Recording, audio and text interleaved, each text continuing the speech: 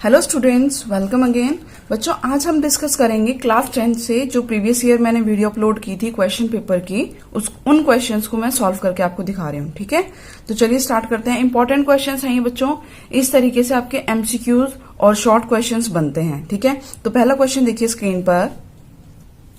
On dividing a polynomial px by x square minus 4, quotient and remainder are found to be x and 3 respectively. The polynomial px is, ठीक है, क्या given है?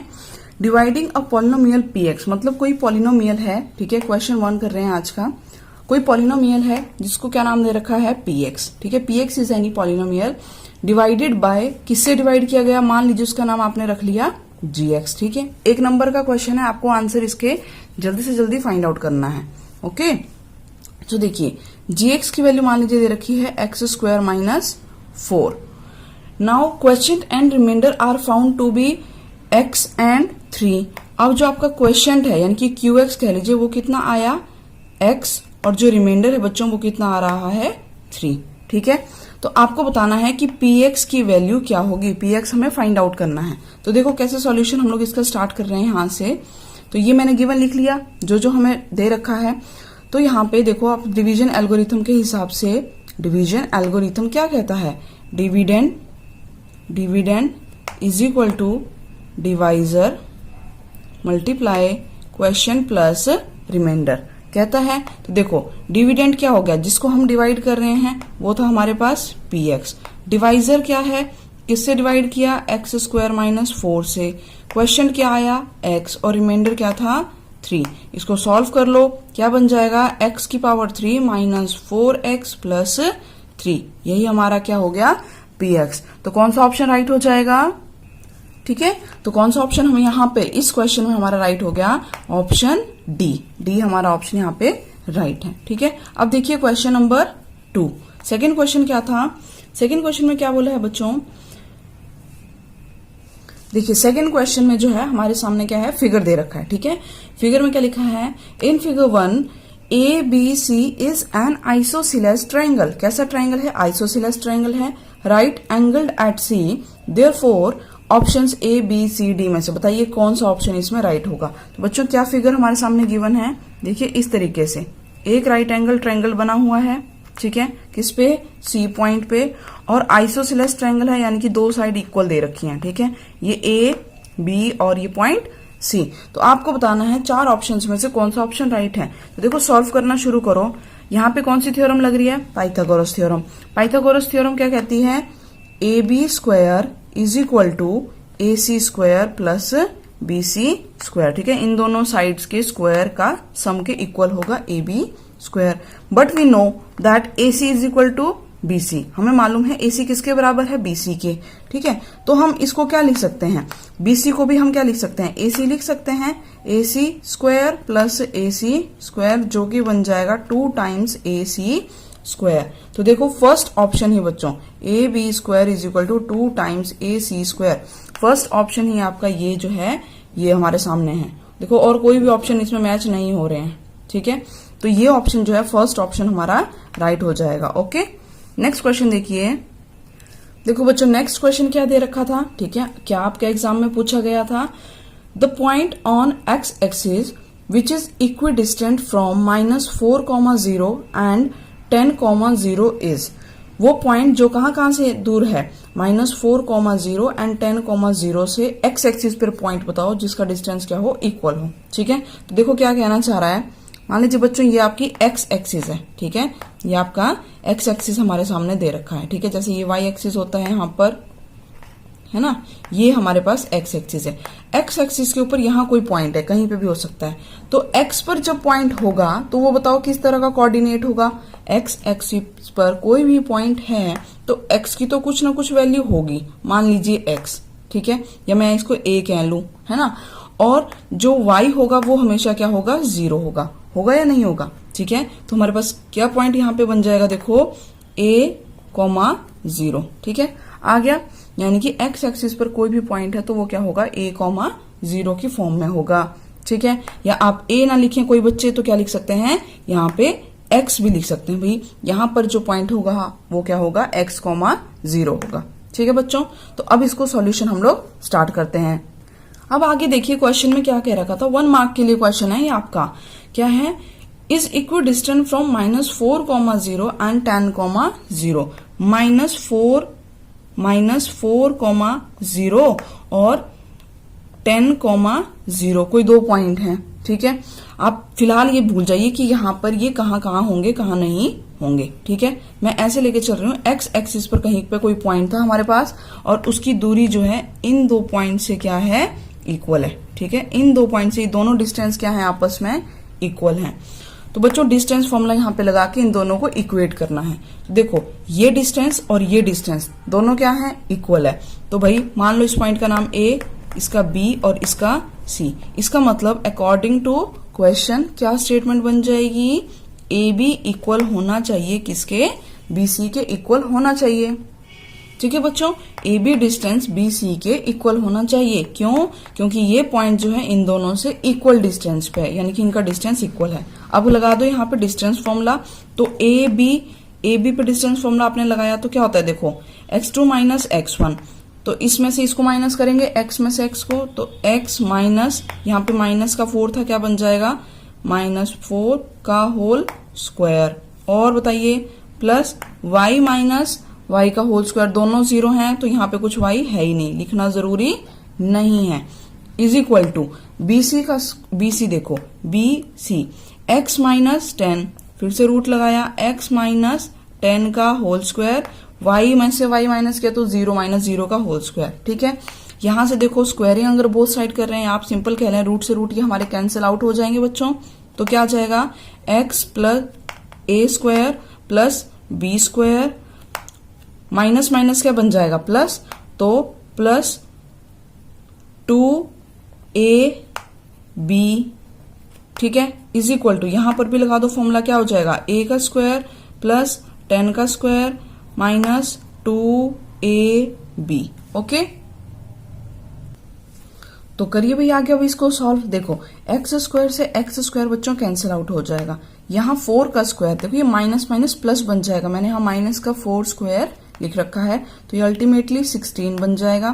Plus 4 to 8 x is equal to, यहाँ पे क्या बच गया हमारे पास 100, 10 का स्क्वायर 100 माइनस 10 टू 20 एक्स। अब नंबर से एक साइड कर लेते हैं और एक्स की टर्म एक तरफ, तो माइनस का 20 इधर आ जाएगा, 8x plus 20x is equal to 100 minus 16। तो बच्चों क्या आंसर आ जाएगा यहाँ पर, बताइए, 28x is equals to 10 minus 6, यहाँ पे 4 और यहाँ हमारे पास आ जाएगा 8। ठीक है, तो ये क्या बन गया, 28x is equal to 84, so x is equals to 84 divided by 28, जो कि कैंसिल होने पे कितना आएगा, 3 पे जा रहा है। ठीक है, तो यानी कि x की वैल्यू क्या आ गई हमारे पास, 3। x कितना आ गया, 3। तो अभी तो x आया ना, पॉइंट क्या हो जाएगा, हमें पॉइंट बताना था बच्चों। तो पॉइंट देखो क्या था, x, 0, so answer will be, so coordinate क्या हो जाएगा, वो पॉइंट कौन सा है, पॉइंट ऑन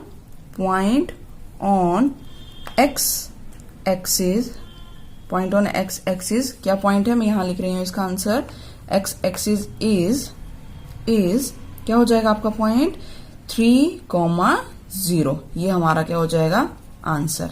ठीक है, तो इस तरीके से आपने अटेम्प्ट करने हैं क्वेश्चंस। ऐसा नहीं है कि ऑप्शंस दे रखे हैं तो आप डायरेक्ट आंसर लिख दें। Okay, try to solve the questions and quickly आपको वहां पे ऑप्शंस मार्क करने की, हाँ जी हमारा थर्ड का जो है कौन सा ऑप्शन सही आया है, ऑप्शन, जैसे इस क्वेश्चन में आपका आ रहा है ऑप्शन डी राइट है। ठीक है, ये हमारी वैल्यू है और ये हमारा ऑप्शन राइट है इस केस में। अब देखो नेक्स्ट क्वेश्चन एक और करते हैं। क्वेश्चन 4 देखिए बच्चों, एमसीक्यूज में या सीबीएसई में जो पूछा गया था।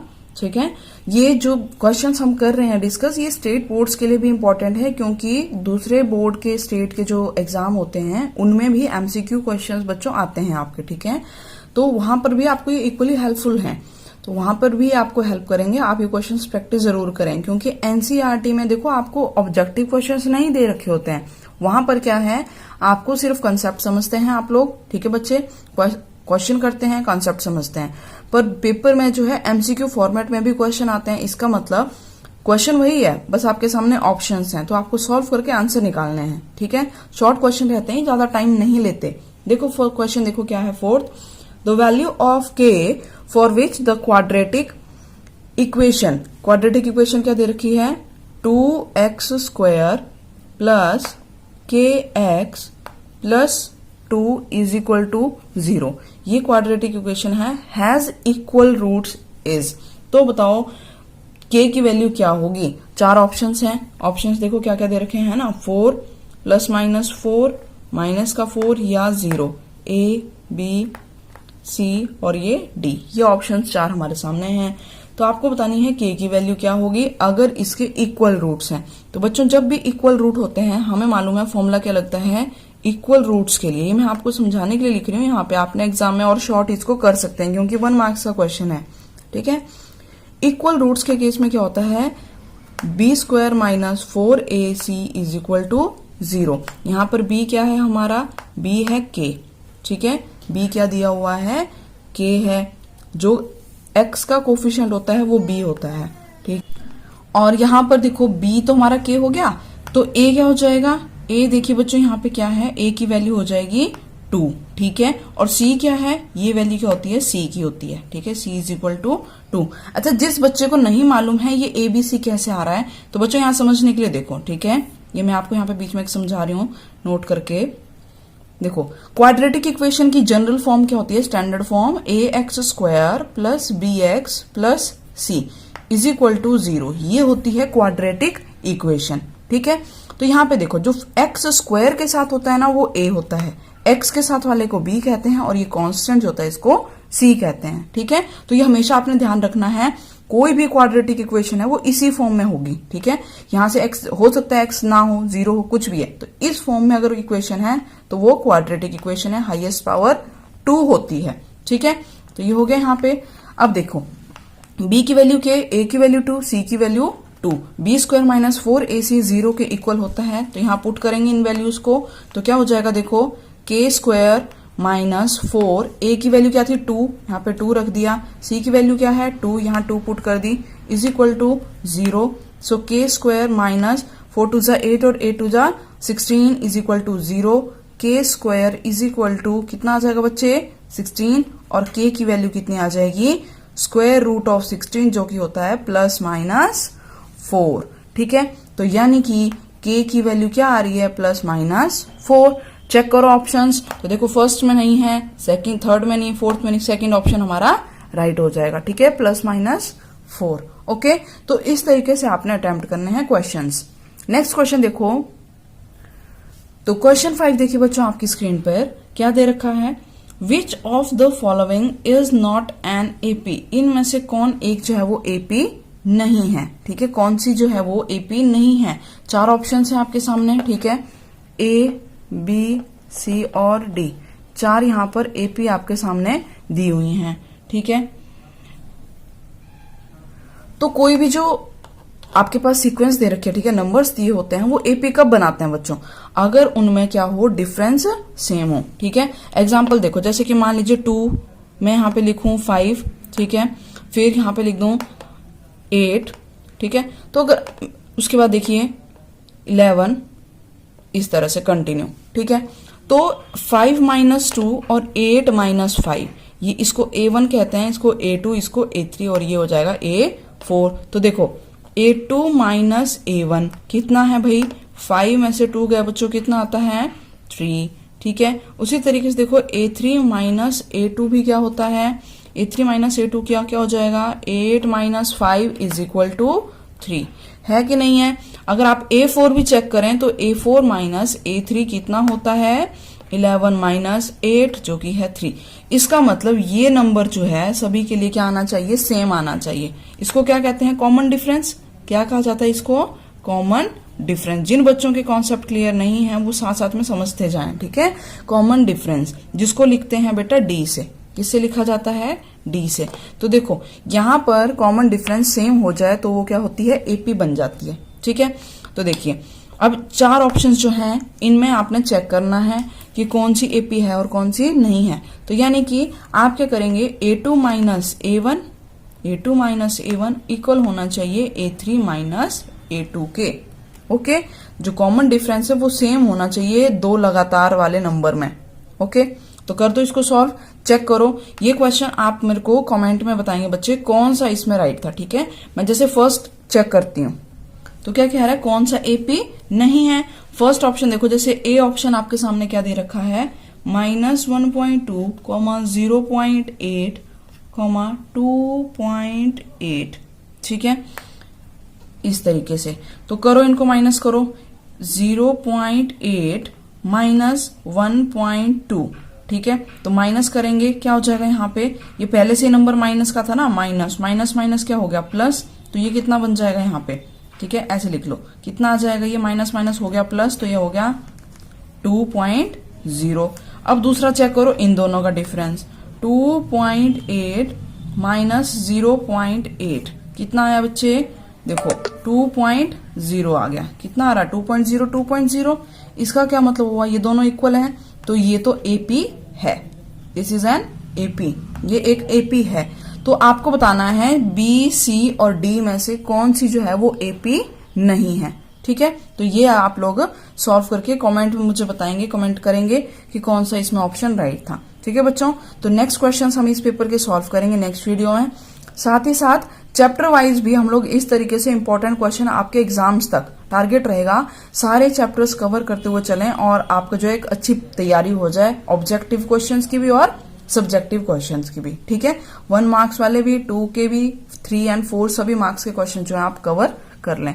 ओके स्टूडेंट्स, चलो मिलते हैं नेक्स्ट वीडियो में, तब तक अपना ध्यान रखिए। Okay, bye bye.